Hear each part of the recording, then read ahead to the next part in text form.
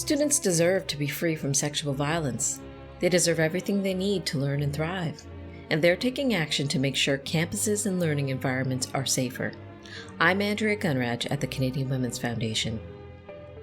Welcome to All Right, Now What, a podcast from the Canadian Women's Foundation. We put an intersectional feminist lens on stories that make you wonder, why is this still happening? We explore systemic roots and strategies for change that will move us closer to the goal of gender justice. The work of the Canadian Women's Foundation and our partners takes place on traditional First Nations, Métis, and Inuit territories. We're grateful for the opportunity to meet and work on this land. However, we recognize that land acknowledgements are not enough. We need to pursue truth, reconciliation, decolonization, and allyship in an ongoing effort to make right with all our relations. I read a book called Too Scared to Learn: Women, Violence, and Education, written by Jenny Horsman. It was a revelation to me. It uncovers the way that violence negatively impacts a student's ability to take in information and improve their skills. It focuses on women's literacy, but the broader lesson is clear. None of us can properly learn when we're scared. This has huge implications for girls, women, and gender-diverse students in all schools in Canada who are at high risk of gender-based violence like partner and family abuse and sexual assault. And it has huge implications for post-secondary environments, where we know sexual violence is a particular problem.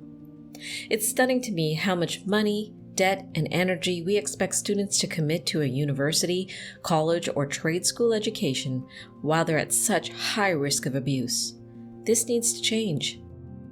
We're in the 16 Days of Activism Against Gender-Based Violence, a great time to talk about ending sexual violence on campus. Our first guest is Ziyana Kotadia, an advocate and writer in her final year of university. She's chair of the Safe Campus Coalition and a contributor to Our Campus, Our Safety Action Plan, published earlier this year. This plan is a call for actions from students all over Canada, because they rightfully know that sexual violence should never be part of the student experience. I'm a student at Western University in my 5th year of an Honours Specialization in Global Gender Studies. I love my program. I love the way it makes me think through how we can apply feminist theories. Definitely very passionate about what I study. I kind of got into gender-based violence prevention work as a result of some of the leadership roles that I've held on campus. During the academic year last year, so the 2021-2022 academic year, I was the Vice President University Affairs for the University Students' Council at Western. And it was a tremendous opportunity to get to know my community better, to figure out in a little bit more detail what change-making actually means, what the interplay between advocacy and activism in that space looks like.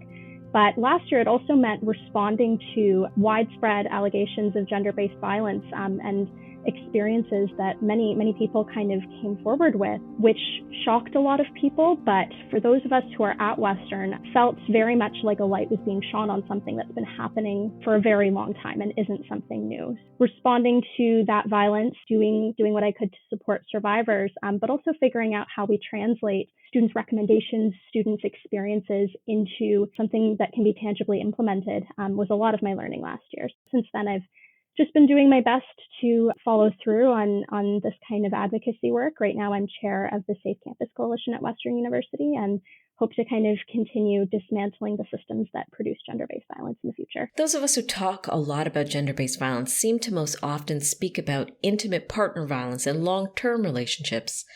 I think the kind of abuse that women and gender-diverse students face can get downplayed or even forgotten, and the campus and school experience can get lost. Can you tell us more about this? I think there's a lot of truth to what you just shared about students being a demographic that aren't typically thought of as being particularly vulnerable to this violence. But I do think that there's a vulnerability that comes with, for a lot of students, moving to a new city, moving to a residence, being in a community of people that are in some ways very similar to you and that you may share interests and passions with, but in a lot of ways are different from you. And all of a sudden there is this pressure to kind of interact with your peers in certain ways, to learn in certain ways.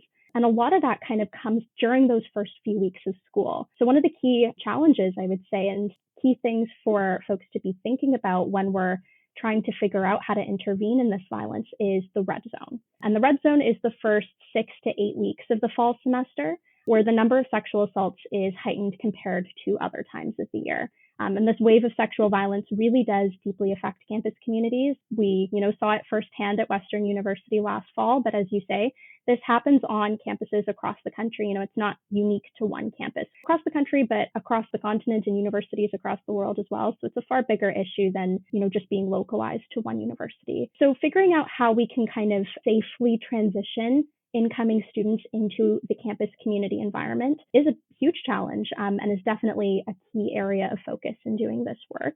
Another thing that I would highlight as being an issue or a challenge is making sure students have access to decision-making spaces where institutions and governments are producing, their reports of recommendations or their action plans for how to intervene in gender-based violence on campus.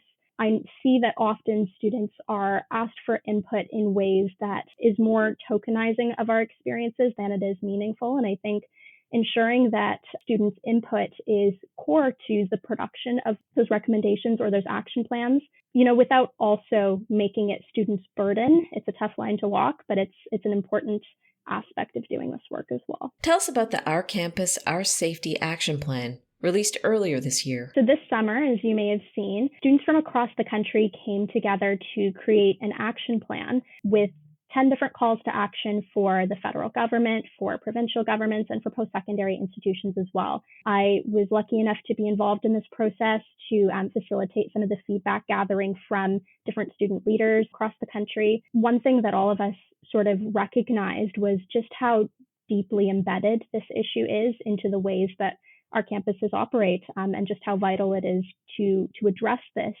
from the standpoint of students, understanding the way that students move through campus policies differently than other actors on campus might. So in terms of how we can actually do this and some tangible next steps, I can highlight one thing perhaps that post-secondary institutions can do, one thing federal governments can do, one thing provincial governments can do, that we need to be thinking about how to intervene in spaces where this might be happening more frequently or at times where this might be happening more frequently. Making sure we have sustainable and well-funded campus education plans is huge. Prevention education is a really key component in supporting the change that needs to happen in order to prevent and address gender-based violence. But this work is often not prioritized as much as things like shifting complaints processes or ensuring that we support survivors, which are important, but it does take that holistic approach that takes into account education alongside policy interventions and survivor support. Ensuring that post-secondary institutions are implementing these education plans is huge. I'd really like to see PSIs consider instating campus-wide curricula, role-specific training for people who are in different positions and differently have access to power on campus, and education task forces in order to kind of come up with what this curricula looks like. At the provincial level, data collection is a really important next step. Campus climate surveys are really valuable tools for us to understand the conditions and environment where this violence is occurring, the prevalence of this violence, where it's occurring the most, who is experiencing this the most, as well as the effectiveness of the different responses that are already in place. I say that this is something we need at the provincial level because it's important for post-secondary institutions to be able to compare and understand what's happening across the province and where they're located in the broader landscape of this prevention work within the province. So far, Quebec and Ontario are the only provinces that have actually conducted province-wide campus sexual violence climate surveys. My campus is in Ontario, so I can kind of speak to that provincial context. I know in 2018, the Student Voices on Sexual Violence survey collected that data, and it's been hugely valuable for student organizations in Ontario and for institutions in Ontario to better identify what needs to be done differently. In terms of the federal level, one of the huge things that we can be doing is ensuring that this is prioritized in the National Action Plan against gender-based violence. It's a really important policy tool that can be used to measure the efficacy of the different laws and policies that are aimed at improving gender equality. So just ensuring that in the implementation of this plan, we're focusing on post-secondary campuses specifically is really important. As we've kind of talked about, this is a space where there isn't always as much attention as there could be. So we'd really like to see that be a priority in the implementation process at a federal level. What can we do to support safer campuses and an end to sexual assault and gender-based violence in post-secondary environments? Well, the first thing that comes to mind is that regardless of whether or not you attend a post-secondary institution or whether that's been an experience that a family member has had or someone else in your network, you can still be amplifying the calls to action that student groups are putting out there. There are so many different organizations, whether they be grassroots organizations or student government organizations, that are creating these recommendations for how post-secondary policies might need to change, or what education plans need to be put into place, or how we can kind of shift institutional practices to better support students or be more intersectional. I think a big thing is just uplifting those calls to action. They're on social media. You can always, repost there. But if you're looking to support student groups more directly, you can always reach out to them and ask, what they need. Maybe they need some support at their protests or their rallies, or just knowing that you're enforcing the value of this kind of work to your network would be helpful. Our second guest is my colleague, Campbell, Director of Community Initiatives and Policy at the Canadian Women's Foundation. She speaks to new research we did in collaboration with the McGill University Impacts Initiative, documented in a report entitled Social Media and Mobilizing Change for Community Impacts. It explores the connection between students, social media, and sexual assault on university and college campuses. The research that we conducted on social media and sexual violence on campus is part of a multi-year, multidisciplinary research project through McGill University. The full name of the project is Impacts Collaborations to Address Sexual Violence on Campus. And so, along with a number of academic and community partners, the goal of the project is to assess what's happening at colleges and universities throughout Canada, and to look at how sexual violence on campus can be addressed and ultimately prevented. Our contribution to this research effort focused on social media and the ways that students are mobilizing for change at post-secondary institutions. So we did a literature review and some key informant interviews with student activists and gender-based violence service providers that provide services to students. And we wanted to get a sense of how hashtag movements like Me Too have influenced campus culture and institutional responses, to see how students are using technology to build movements and support survivors of sexual violence. And maybe I can also mention that our lead researcher on this was Ziyana Kotadia, and then the report is available as well on our website.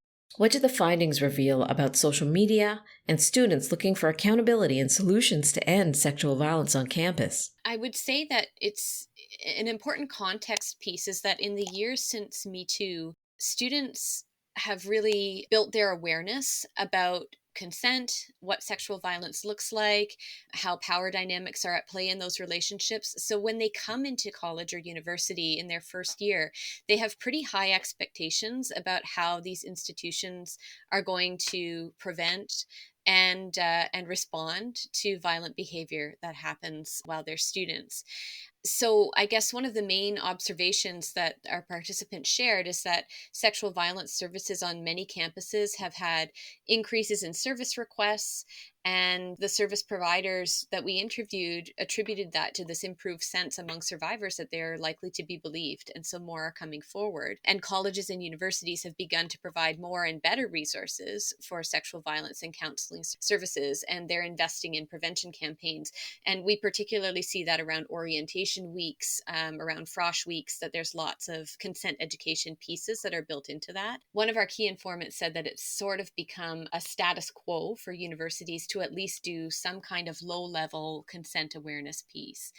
That same key informant also pointed out that social media has created space for students to call out their school administrators for inaction or for insufficient responses. And there's a sense among some of the people that we talked to that their consent campaigns are a bit at a surface level, and that the systems set up to support survivors or to demand accountability from perpetrators still need to be strengthened.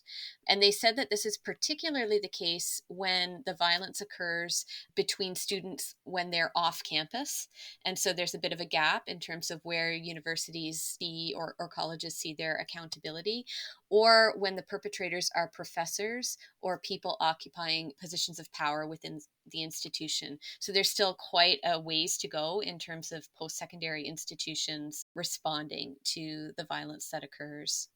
Another important learning from the research was that for many students, online and offline life are one and the same. There's no sharp dividing line between those two worlds.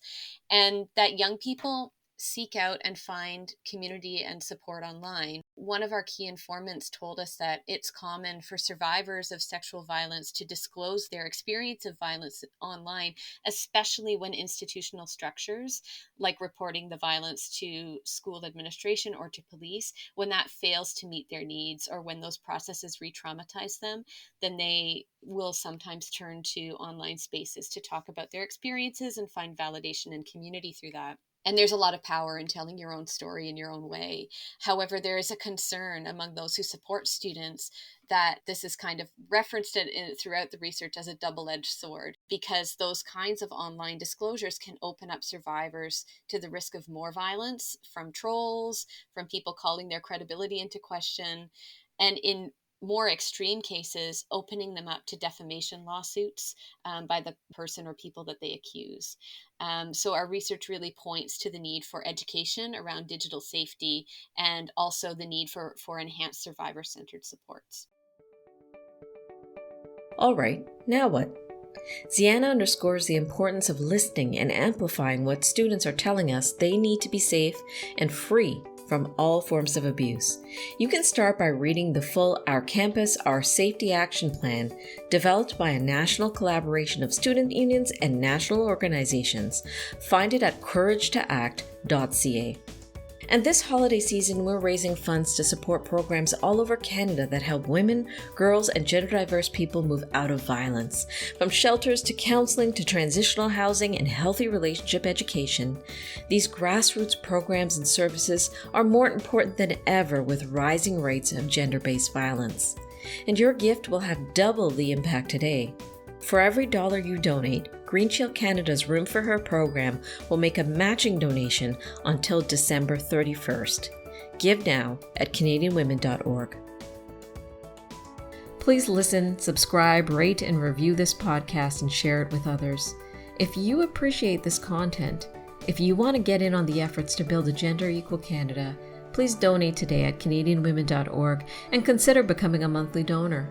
And thank you for being tireless in your support for gender justice.